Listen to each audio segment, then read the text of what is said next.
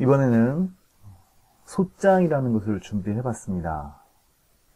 돈을 빌려주고 반환받지 못하고 있는 상황에서, 변제받지 못하고 있는 상황에서 지난번에 지급명령이라는 신청이라는 제도에 대해서 말씀을 드렸어요.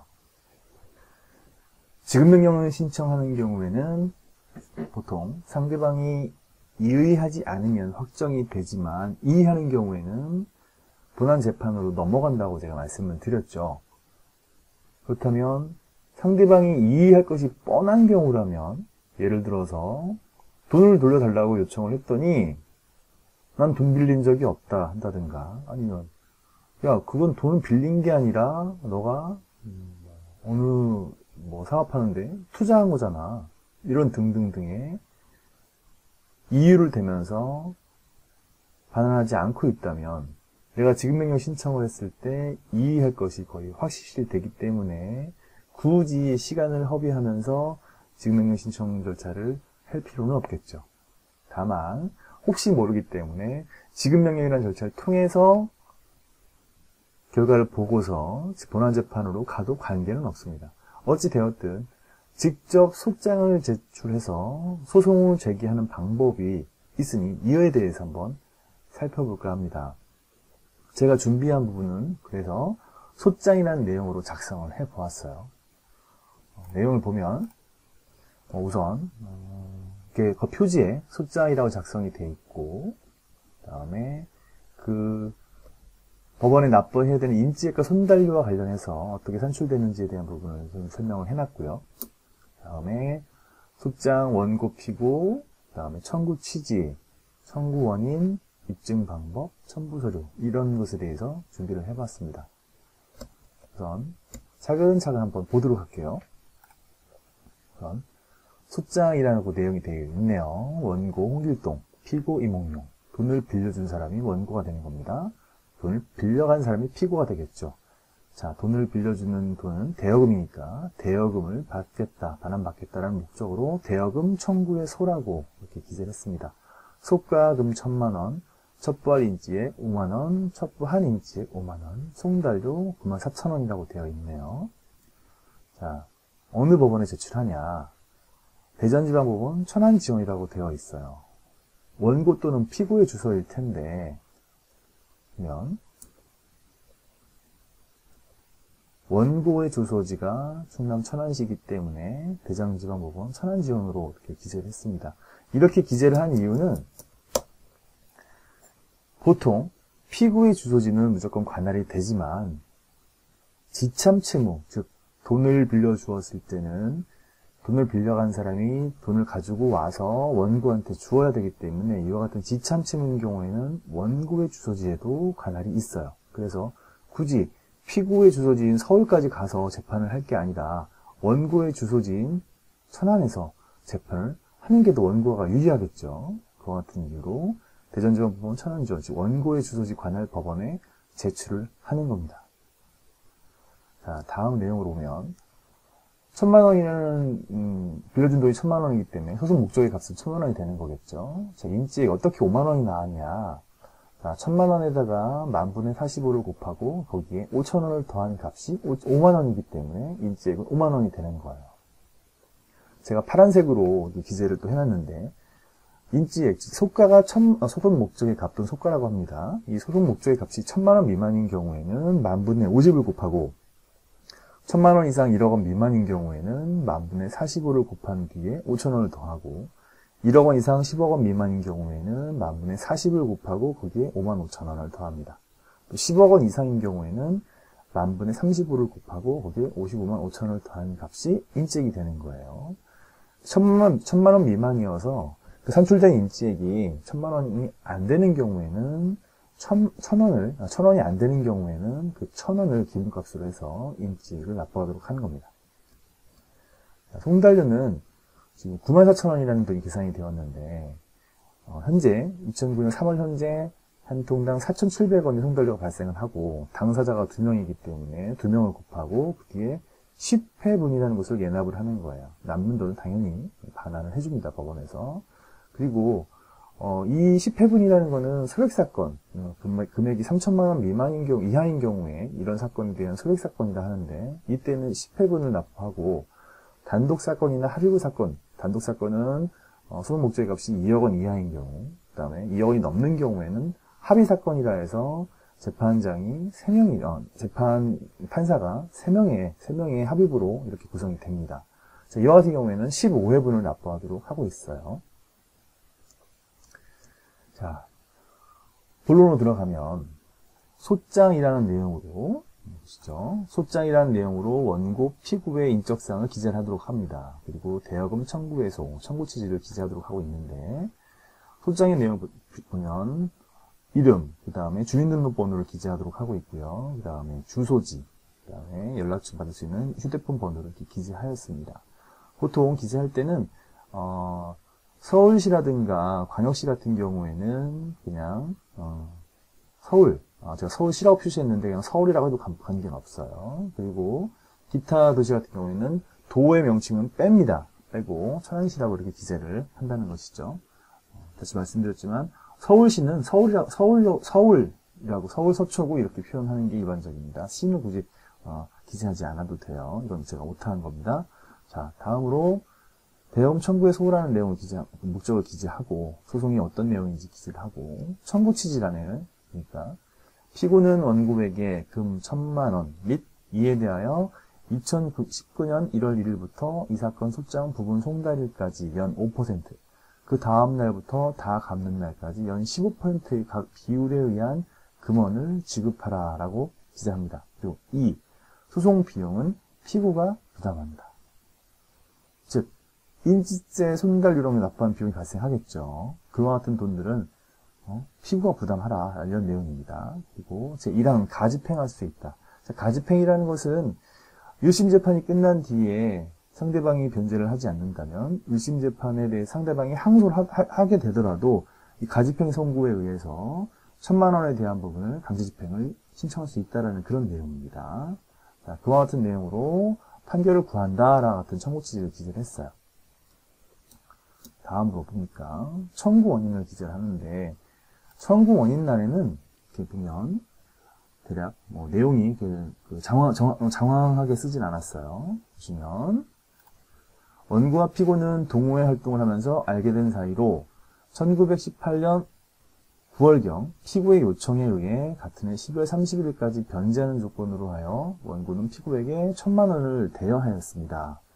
이와 같은 내용에 대해서 송금증이 있다고 하네요. 자, 즉 어떻게 알게 된 사이고 언제까지 변제한 조건으로 해서 얼마를 빌려주었다. 즉 빌려준 사실 내용에 대한 부분을 기재하는 거죠. 자, 그 뒤로 2항을 보니까 그러나 피고는 이 사건 소재기일 현재까지 원고에게 1,000만 원을 변제하지 않고 있습니다. 즉 변제를 받았다면 굳이 소송을 제기할 필요가 없겠죠. 근데 자, 약속한 날짜 12월 31일이 지났음에도 불구하고 돈을 변제하지 않고 있다는 그런 내용이에요. 자, 이와 같은 부분에 대해서는 내가 상대방한테 돈을 지급하라, 변제하라 이라는 내용으로 독촉을 한 적이 있었던 것 같아요. 내용 증명을 통해서. 자, 내용 증명 우편이라는 것은 다른 게 아니라 상대방한테 독촉하는 내용, 요청하는 내용, 그런 내용을 똑같은 글을 세부를 만들어서 우편 봉투와 그 세부의 그 내용 증명 서류에는 같은 주소지가 정확하게 기재가 되어 있어야 됩니다. 세부를 만들어서 우편 봉투를 들고 우체국에 가면 우체국에서 확인을 해주고 한 분은 상대방한테 보내고 한 분은 본인한테 주고 한 분은 우체국에서 보관을 해요. 그와 같은 형태로 내용증명 우편이라고 확인을 받는 것이 내용증명 우편물인데 이거는 내용증명 우편물에 기재된 내용을 사실이다 아니다라는 부분을 우체국에서 확인해 주는 게 아니라 이와 같은 내용증명 우편물을 보냈다라는 것을 우체국에서 확인을 해주는 것일 뿐입니다. 어찌되었든 일정한 기간 안에 너가 돈을 지급하지 않아서 내가 이렇게 너한테 독촉한다라는 내용을 돈 달라고 요청한 사실이 있구나라고 해서 그와 같은 요청한 사실에 대한 부분을 확인하기 위한 것이죠. 단순하게 돈을 빌려주고 돈을 받을 때는 이런 돈을 독촉하는 경우라서 큰 의미가 없을 수는 있겠지만 예를 들어서 매매 계약을 했는데 또는 어떤 계약을 체결했는데 상대방이 이행을 하지 않아서 내가 이거에 대해서 이행을 하라, 이러한 내용으로 독촉하는 절차를, 상대방한테 이행을 촉구하는 절차는 계약을 해지하기 위해서는 분명히 있어야 됩니다. 그런 절차가. 이와 같은 경우에 내가 그런 독촉 절차를 하였다라는 사실을 어떻게 입증할 거냐? 내용 증명을 통해서 입증할 수가 있어요. 그렇기 때문에 그러한 경우에는 내용 증명이 굉장히 중요한 의미를 갖게 되는 거죠. 자, 어찌됐든 상대방한테 돈을 빌려주고 돈 못 받아서 그 일정한 기한이 지났음에도 불구하고 돈을 너가 지급하지 않아서 내가 이렇게 지금 힘들다. 이와 같은 내용으로 상대방한테 통보를 한 적이 있다는 얘기입니다. 내용 증명을 통해서. 자, 그렇다면 피고는 원고에게 1,000만 원 및 이에 대하여 2019년 1월 1일부터 이 사건 소장 부분 송달일까지 민법 소송의 이율인 연 5%, 자, 그 다음 날부터 다 갚는 날까지 소송 촉진 등에 관한 특례법 소송의 이율인 연 15%의 각 기율에 의한 금원을 지급할 의무가 있다 할 것입니다. 라고 기재되어 있어요. 앞에 그 청구 취지 부분에 기재했던 내용과 같죠. 자, 이 의미는 뭐냐. 1,000만 원을 빌려줬는데 그냥 빌려준 거예요. 서로 간에 이자 약정을 안 했다는 얘기죠. 알고 지내는 사이다 보니 뭐 급하게 쓴다 하니까 그래 그럼 내가 여유가 있으니까 너한테 빌려줄게. 대신 이자는 서로 간에 뭐 얘기를 안 했다. 혹은 이렇게 됐을 때 변제 날짜가 지나면 법정 이율이 발생합니다. 내가 변제하기로 할 때까지는 변제 받기로 한 날짜까지 지급하면 굳이 서로 간에 약정한 이자가 없기 때문에 이자를 지급할 의무가 없었겠지만 그 날짜가 지난 뒤부터는 민법에서 정하고 있는 5%의 법정 이율이 있어요. 그 부분을 청구할 수 있다는 겁니다. 자, 그리고 이 사건 소장이 상대방에게 도달이 된 뒤부터는 소촉법이라 해서 소송 촉진 등에 관한 특례법에서 15%의 이율을 정하고 있어요. 자, 이와 같이 약정 이율이 아닌 법정 이율을 적용할 수 있는 시점부터는 그 법정 이율을 적용해서 본인한테 이자를 달라고 청구할 수 있다는 겁니다. 자, 그와 같은 내용으로 이렇게 기재를 한 거예요. 그런데 만약에 당사자 간에 서로 약정한 이자가 이자제한법의 바운더리 안에서 이자제한법에 그 제한되는 범위 안에서 서로 간에 일정한 이자를 지급하기로 했고 그게 15%보다 많다면 그 이자를 계속 달라고 청구할 수 있겠죠. 그때는 예를 들어서 12월 31일까지 이자를 얼마나 주기로 했다 하면 그 이자도 포함시켜야 될 것이고 그때부터 이자를 지급하지 않고 있다면 계속 이자가 지금 미지급되고 있는 거니까 그걸 감안해서 이자 청구를 하면 될 겁니다. 자, 어찌됐든 마지막으로 이에 원고는 피고로부터 위 금원을 지급받고자 이 사건 소를 제기하였습니다. 라고 해서 청구 원인을 이렇게 기재를 합니다. 즉, 청구 원인의 내용은 되도록이면 육하 원칙에 의해서 쓰되 돈을 지급했으면 언제 지급해왔고 이게 언제 돌려받기로 한 것인지, 즉 상대방이 나한테 돈을 돌려줄 의무가 발생한 부분은 서로 약속한 날짜가 있겠죠. 그 날짜를 기준으로 변제 의무가 발생하는 거니까 언제까지 변제해 주기로 했고 그때까지 이행되지 않았다는 내용을 내가 주장해야 된다는 얘기입니다. 자, 이와 같은 내용으로 기재를 하였습니다. 자, 그 뒤에 입증 방법이라 해서 앞에서 선고 원인에 주장하고 있는 송금증과 내용증명, 그것이 하나의 입증 방법이 될 수 있기 때문에 그와 같은 입증 방법들이 이러이러하다라고 해서 기재를 합니다. 자, 그 뒤에 입증 방법을 각 한 통씩 준비를 하고 송달료 납부서를 준비합니다. 아, 여기 또 제가 기재를 안 한 게 있네요.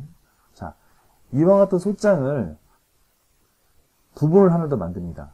그것도 같이 상대방한테 첨부를 해줘요. 즉 여기 첨부 서류에는 소장의 부본을 첨부해서 같이 제출한다는 겁니다. 이렇게 해서 그 이유는 상대방한테 보내야 되니까 그런 내용이에요. 그 부분을 제가 아직 기재를 하지 않았는데 그런 부분은 추가적으로 소장을 한 번 더 첨부해야 된다라고 알고 계시면 좋겠습니다. 자, 이렇게 기재를 한 뒤에 언제 2019년 3월 또는 4월 언제 제출할 것이니까 날짜는 굳이 기재하지 않아도 관계없고 몇 년 몇 월 정도까지는 분명히 기재해 주시고 그다음에 이거를 제출하는 원고 이름 날 이름 해서 그다음에 접수하고자 하는 법원을 기재합니다. 이렇게 기재한 뒤에 이와 같은 내용으로 해서 한부를 출력해요. 그런 다음에 다 도장을 날일합니다. 다 날일한 뒤에 두 부를 복사합니다. 총 3부가 되겠죠? 자, 무슨 얘기냐. 한 부는 도장 찍은 원본은 법원에 제출을 하고, 그 다음에 사본은 내가 하나, 상대방이 하나, 이렇게 해가지고서, 준비를 해서, 내가 하나 가지고 보관을 해서 나도 법원에 나중에 출석을 할 때 봐야 되니까 나도 하나 준비를 해놓고, 상대방한테 보내줄 부본을 만들어서 같이 이 법원에 제출한 원본과 함께 두 부를 법원에다 내면 돼요. 복사를 해도 관계는 없고 두 부를 출력해서 혹은 세 부를 출력해서 도장 찍어놓고 내가 한 부 갖고 상대방용하고 법원용을 법원에 제출해도 관계는 없다는 얘기입니다. 자, 이렇게 해서 법원의 종합민원실에 제출을 하면 되는 겁니다. 이게 법원에 소송을 제기하는, 대역을 받고자 소송을 제기하는 속장 작성의 내용이었습니다.